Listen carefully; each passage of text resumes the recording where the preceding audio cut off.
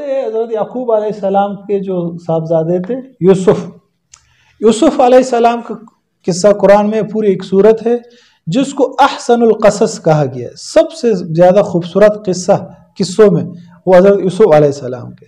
وہ یوں تھا کہ یوسف علیہ السلام جب بچے تھے کنعان میں یہ رہتے تھے، انہوں نے بچپن میں ایک خواب دیکھا اور خوبصورت اتنے تھے کہ میں نے کل بتایا تھا کہ اس سن کے 10 حصے کیے گئے، اس میں سے 3 حصے بی بی حوا کے لیے اور 3 حصے بی بی سارہ کے لیے اور 3 حصے حضرت یوسف علیہ السلام کے لیے اور 1 حصہ پوری دنیا میں یہ تقسیم کیا گیا. اب بی بی سارہ چونکہ ان کی پردادی تھی تو یہ اس سن میں ان کی طرح بہت مشابہ تھے، ٹھیک ہے. اور ایک روایت میں کہ 2 حصے کیے ہو گئے، 1 حصہ پورا دنیا میں تقسیم کیا گیا اور 1 حصہ یوسف علیہ السلام کو دیا گیا. تو آپ خود سوچیں کہ کتنے خوبصورت ہوں گے یہ. تو ظاہر سی بات ہے خوبصورت ہو اور پھر نبی ہو پھر ان کے نور علی نور ہو جاتا ہے. تو یہ بچپن میں انہوں نے خواب دیکھا کہ 11 ستارے اور 1 سورج اور 1 چاند ان کو سجدہ کر رہے. انہوں نے آ کر وہ خواب اپنے والد حضرت یعقوب علیہ السلام سے اس کا تذکرہ کیا. حضرت یعقوب علیہ السلام جب یہ خواب سنا تو ان کو سمجھ آ گئی بات کہ یہ اللہ کے ایک پیغمبر ہوں گے، بڑے ہوں گے، تو یہ اللہ کے نبی ہوں گے.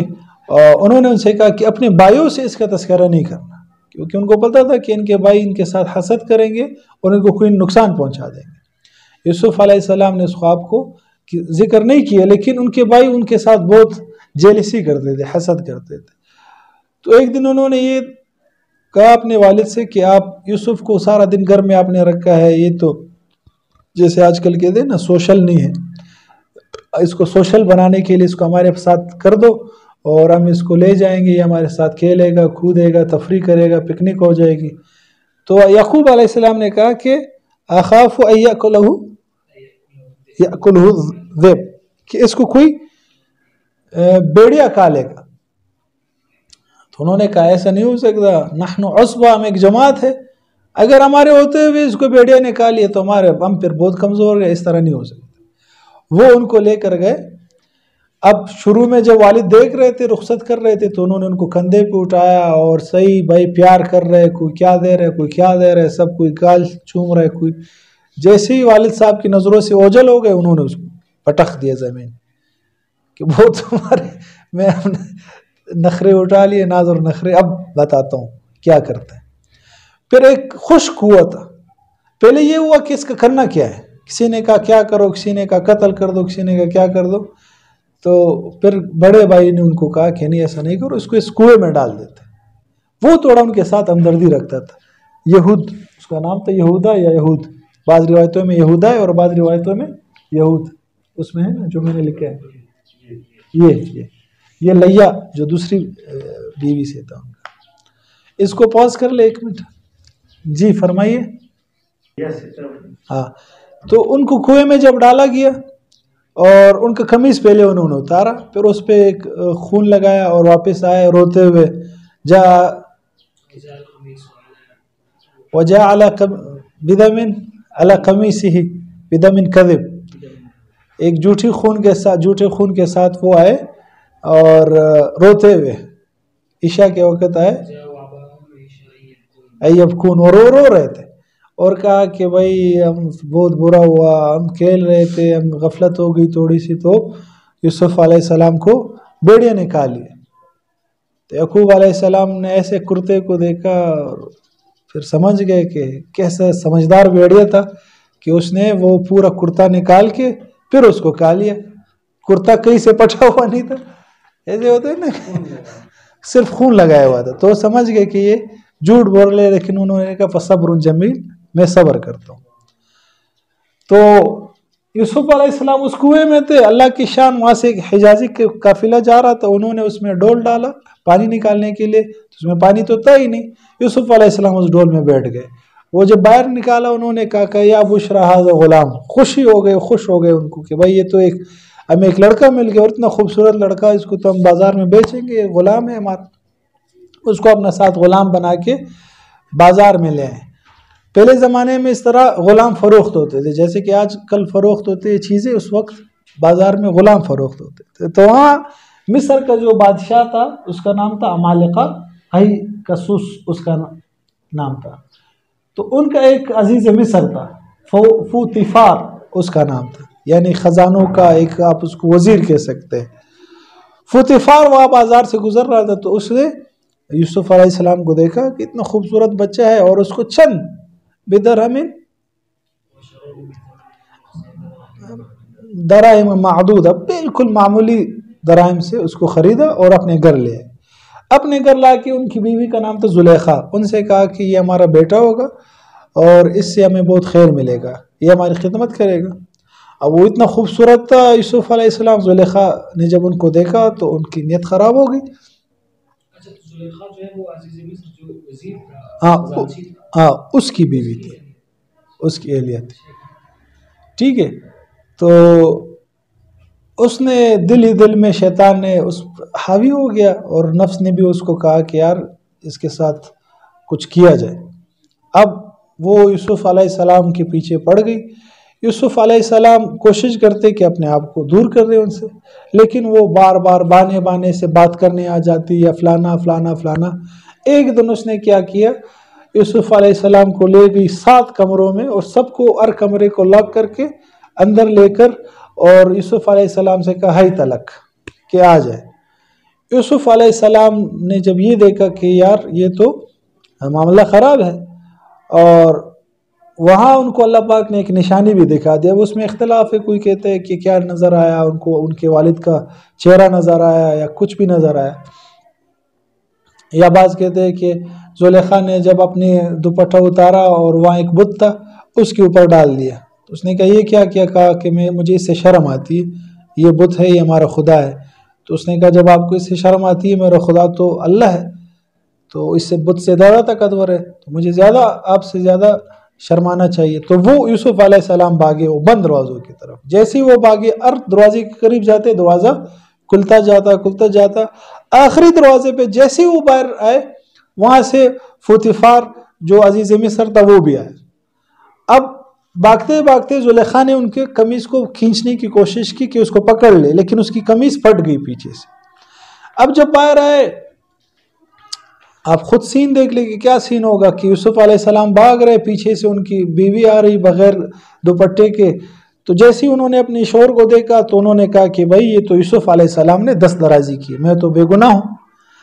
اب عزیز مصر نے جب یوں دیکھا سمجھ گئے کہ یار معاملہ تو گڑبڑ ہے، لیکن اب بدنامی ہے. تو وہ اللہ کی شان ایک چھوٹا بچہ اس کی گود میں تھا، ان کی خادمہ کے یا ان کے گھر میں چھوٹا بچہ تھا.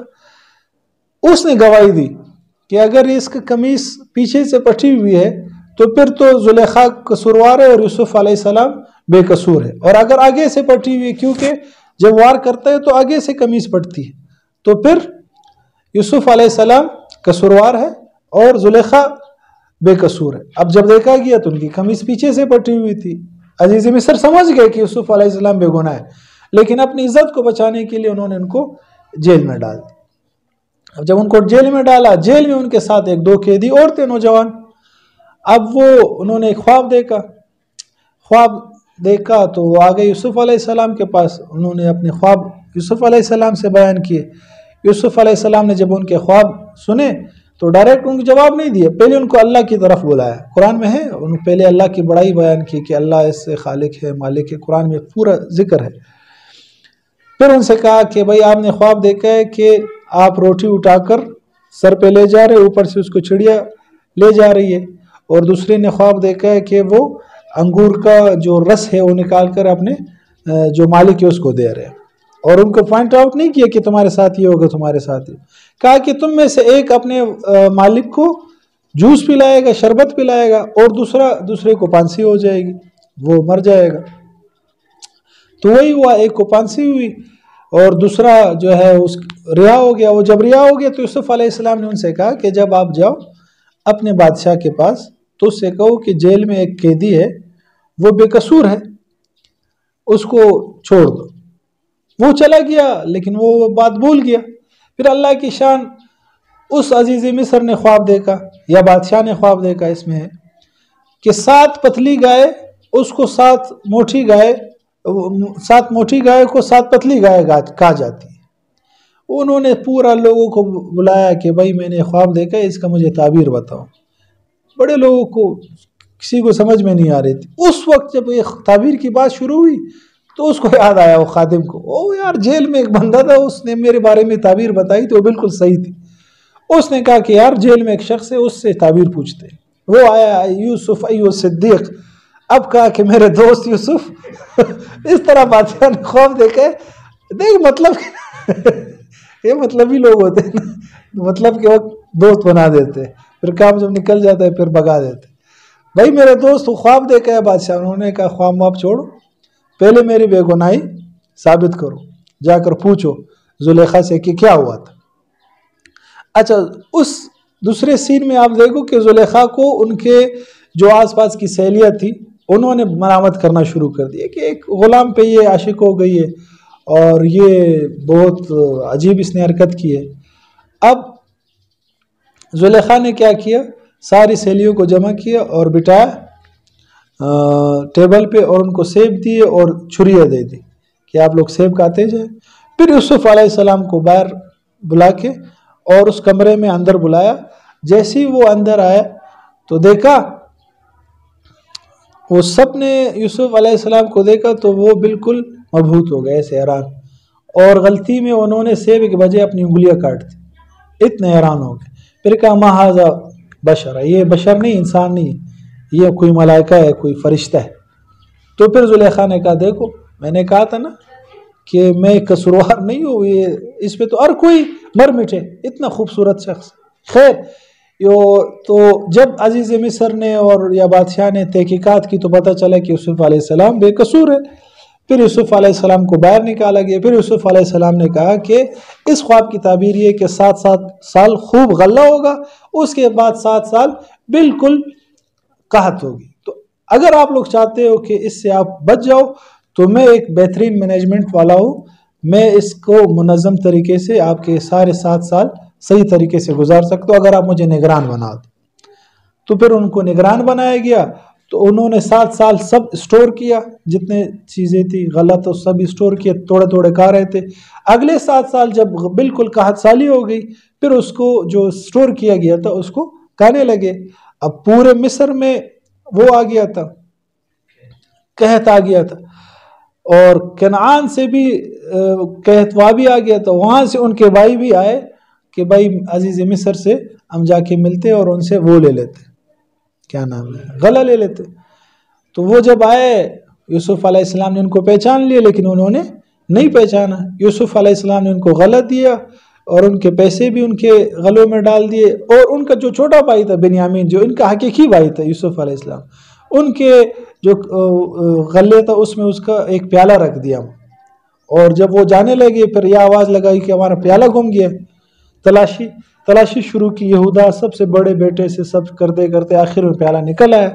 پھر کہا بھی ہمارے ہاں تو یہ رواج ہے کہ جو چوری کرتا ہے تو اس کو ہم غلام بنا دیتے، اور ان کو اپنے پاس روک لیا. وہ سب جمع ہو گئے کہ بھائی ایک ان کا بڑا بھائی تھا، اس کے ساتھ بھی یہ ہوا تھا، اب اس کو چھوڑ دو، اگر یہ نہیں کیا تو ہمارے والد تو مر جائیں گے. کہا کہ نہیں یہ تو نہیں ہو سکتا، آپ جائیں. وہ جب آئے پھر روتے ہوئے یعقوب علیہ السلام سے کہا کہ بھائی اس طرح ہوا، آپ کے بیٹے نے چوری کی اور وہ پکڑا گیا. اچھا اس میں ایک اور روایت بھی ہے کہ یوسف علیہ السلام جب بچے تھے تو ان کی پھوپھی ان کو اپنے پاس رکھنا چاہ رہی تھی. تو وہ ان کے گھر گیا تھا تو وہ ان کے اپنے چاہ رہی تھی کہ میرے پاس رہے. یوسف علیہ السلام اپنے گھر واپس جانے لگے تو انہوں نے شور مچایا کہ میرا ایک ہار گم گیا. تو تلاشی اس کی یوسف علیہ السلام کی جیب میں انہوں نے خود ڈالا تھا. تو پھر جب نکلا کہ ابھی تو یہ میرا غلام ہے، ابھی میں اس کو نہیں چھوڑوں گی. تو کافی عرصہ پھر وہ وہاں رہے، ایک روایت ہے. تو یہ ان کے بھائیوں نے کہا کہ اگر اس نے چوری کی تو اس کے بڑے بھائی نے بھی چوری کی تھی. وہ واقعہ یاد دلایا. خیر یعقوب علیہ السلام مزید رونے لگے اور پھر یوسف علیہ السلام نے اپنی قمیص ان کے پاس بھیج دی اور ان کو بلا لیا کہ آپ آ جائیں. یعقوب علیہ السلام بالکل نابینا ہو گئے تھے، اتنے روئے تھے. پھر وہ قمیص جب ان کی آنکھوں پہ ڈالی گئی تو ان کی بینائی واپس آئی. تو پھر سارے بھائی اور ان کی والدہ اور والد سب آ گئے. پھر انہوں نے سجدہ کیا. سجدہ اس وقت جائز تھا، تعظیمی سجدہ تھا، یہ سلام تھا، جیسے کہ جاپان میں لوگ آج بھی رکوع کی شکل میں ہو جاتے، اس وقت یہ جائز تھا. ہماری شریعت میں یہ ممنوع ہے. سجدہ صرف اللہ کے لیے کر سکتے اور کسی کے لیے نہیں کر سکتے. تعظیمی بھی جائز نہیں، چہ جائے کہ اسی وجہ سے کہتے ہیں کہ جب کسی کا ہاتھ آپ چھومیں تو اس کو تھوڑا اوپر اٹھا کے اس کو چھوم لے، بالکل نہ جھکے. ٹھیک ہے، تو یہ ان کے خواب کی تعبیر ہو گئی. پھر سب ایسی خوشی رہنے لگے. ایک روایت یہ ہے کہ یوسف علیہ السلام کی جو والدہ تھی راحیل، ان کا بچپن میں ہی جب بنیامین پیدا ہو گئے تو ان کا انتقال ہو گیا. واللہ عالم کیا صحیح ہے، لیکن صحیح یہ ہے کہ انہوں نے آ کر خواب ان کی تعبیر پوری ہو گئی. پھر 110 سال کی عمر میں ان کا انتقال ہوا. پھر ان کو فلسطین کا علاقہ ہے نابلس، ان کا ایک گاؤں ہے بلاتا، وہاں ان کو دفنایا گیا. ان کی قبر آج بھی وہاں موجود ہے. اس سے ہمیں اسباق کیا ملتے؟ ایک تو یہ کہ حسد نہیں کرنا چاہیے. اس پہ ہم نے پہلی بات کی تھی کہ زمین پر بھی پہلا گناہ ہوا ہے حسد کا، آسمان پہ بھی پہلا گناہ ہوا ہے حسد. تو حسد بہت بری چیز ہے. اگر عورتیں اس سے اپنے آپ کو بچا لیں تو سکون کی زندگی گزارے گی. اللہ پاک نے کسی کو حسن دیا ہے، کسی کو پیسہ دیا ہے، کسی کو اچھا شوہر دیا ہے، اچھی گاڑی دی ہے، اچھا ہنر دیا ہے، تو اس سے جیلس نہیں ہونا ہے، بلکہ آپ کوشش کریں کہ وہ ہنر اس کے لیے آپ کوشش کر لیں اور دعا کر لیں. حسد کا علاج کیا ہے؟ اگر کسی کو حسد ہو تو کس کے لیے دعا؟ اس شخص کے لیے دعا کرنی ہے جس سے آپ کی نہیں بنتی، جس سے آپ جلتے ہیں، اسی کے لیے دعا کرنی ہے اور اس کے لیے نفل بھی پڑھنے ہیں تاکہ حسد کی بیماری آپ سے ختم ہو جائے. نفل پڑھ کے اس کا نام لے کر دعا کرے، یا اللہ پاک آپ نے اس کو بہت زیادہ خوبصورت بنایا، آپ اس کی خوبصورتی میں اور اضافہ کر دیں. یا اللہ پاک آپ نے اس کو اچھا شوہر دیے، اس کے شوہر کو مزید صالح کر دے. یا اللہ پاک آپ نے اس کو اچھا گھر دیے، اس کو اور گھر دے دے. تو حسد پہلے تو کرنی نہیں ہے. اگر فطری طور پہ آ گئی، کسی سے آپ کو جلن محسوس ہو رہی ہے تو آپ اس کے لیے مزید دعا کریں. کسی نے پوزیشن لی، آپ کی پوزیشن نہیں آئی تو آپ دعا کریں کہ اللہ اس کی بار بار پوزیشن آئے. مشکل تو ہے لیکن آپ ایک بہت بڑی بیماری سے بچ جائیں گے. ٹھیک ہے، اور پوزیشن لینا کوئی بڑا کمال نہیں. اصل پوزیشن تو آخرت میں کہ انسان آخرت میں کامیاب ہو جائے، آخرت کے امتحان میں. دنیا کا امتحان تو کیا ہے؟ ایک تو سبق ہمیں یہ ملتا ہے کہ جیلسی نہیں کرتے. دوسرا سبق کیا ملتا ہے؟ صبر کر. کہ ایوب علیہ السلام کے بارے میں آتا ہے کہ ان کی بیوی نے ان سے کہا کہ اب اللہ سے دعا کرے کہ وہ آپ کو ٹھیک کرے. انہوں نے کہا 70 سال اللہ پاک نے مجھے نعمتیں دی تھی، اب میں 70 سال مزید اگر یہ بیماری میں رہوں تو میں دعا نہیں کروں گا. اتنے صابر تھے. لیکن پھر دعا انہوں نے اس لیے کی کیونکہ وہ ان کے جو قوم والے تھے وہ کہہ رہے تھے یہ اللہ کا نبی نہیں ہو سکتا، اگر اللہ کا نبی ہوتا تو یہ دعا کرتے ٹھیک ہو جاتے. کتنے سال سے یہ بیمار ابھی تک ٹھیک نہیں ہوئی. پھر انہوں نے اللہ سے دعا کی کہ اللہ مجھے ٹھیک کر دے. تو اتنے صبر کرنے والے تھے. اور جو صبر کرتا ہے ان اللہ مع الصابرین. تو ہمارے لیے سبق یہ ہے کہ بھائی اگر ہمارے اوپر کوئی بیماری آ جائے تو ہم اپنے پچھلی زندگی کو سوچیں کہ اللہ پاک نے کیسی زندگی دی تھی، اب بیماری یہی تو اللہ پاک اس کی بھی اصلاح کر دے. ایک بہت بڑے بزرگ تھے، اصغر نام تھا ان کا، اصغر میاں کو کہتے تھے، میاں جی کہتے تھے. وہ بیمار ہوئے، لوگ ان کے عیادت کے لیے گئے. اب ان سے پوچھا گیا کہ بھائی کیسی طبیعت ہے؟ انہوں نے کہا الحمدللہ میری آنکھیں ٹھیک ہے، الحمدللہ میرے کان ٹھیک ہے، الحمدللہ میرے زبان ٹھیک ہے، الحمدللہ میرا سب کچھ ٹھیک ہے، بس تھوڑا سا بخار ہے، اللہ اس کو بھی ٹھیک کر دے. یعنی پہلے نعمتیں گنوائی کہ یہ ساری ٹھیک ہے، تھوڑا سا بخار ہے، یہ بھی ٹھیک ہو جائے. تو ہمیں بھی یہ کرنا چاہیے، اپنی نعمتوں کو دیکھنا چاہیے کہ اللہ نے مجھے کیا کیا دیا ہے. آنکھیں دی، آپ ان سے پوچھیں جن کی آنکھیں نہیں ہیں، جن کی زبان نہیں ان سے پوچھیں، جن کے کان نہیں ہے ان سے پوچھیں، جو سن نہیں سکتے، جو بول نہیں سکتے، جو چل نہیں سکتے. آپ ذرا اسپتال کا ایک چکر ہفتے میں یا 10 دن میں، مہینے میں ایک چکر لگا لیا کریں، پھر آپ کو احساس ہوگا کہ اللہ نے کتنی نعمتیں ہمیں دی. آپ اسپتال میں جا کر دیکھ لیں، کسی کا ہاتھ نہیں ہے، عجیب ہے، میں تو دیکھ بھی نہیں سکتا ہوں. کسی کے یہاں اتنا دانہ نکلا ہوتا ہے سر پہ، کسی کا کیا ہوتا ہے، کسی کا کیا ہوتا ہے. تو اللہ پاک نے الحمدللہ صحیح جسم دیا ہے، گھر دیا ہے، ہر چیز دی ہے، تو اس پہ ہمیں شکر ادا کرنا چاہیے. اور جو کہتے ہیں میرے پاس گھر نہیں ہے، کرائے کا گھر ہے، تو وہ تو ہے، جا کر دیکھیں روڈ پہ رہ رہے، پل کے نیچے رہ رہے، نالیوں میں رہ رہے لوگ. اللہ پاک نے اتنا تو دیا ہے کہ آپ کرائے کے گھر میں تو رہ رہے، ٹھیک ہے، تو شکر اور صبر۔ ایک سبق یہ ملتا ہے خدمت، کہ اپنے شوہر کی، اگر شوہر نہیں ہے، شادی نہیں کی تو والدین کی خدمت، بھائیوں کی خدمت، یہ خدمت آپ کریں۔ یہ ایسا نہیں کہ یہ تو میں احسان کر رہی ہوں، نہیں، جتنا آپ خدمت کریں گی اللہ پاک آپ کو مزید اجر دیں گے، اور یہ دنیا تو گزر جائے گی، اللہ پاک آپ کا آخرت میں بہت اس کا اجر دیں گے۔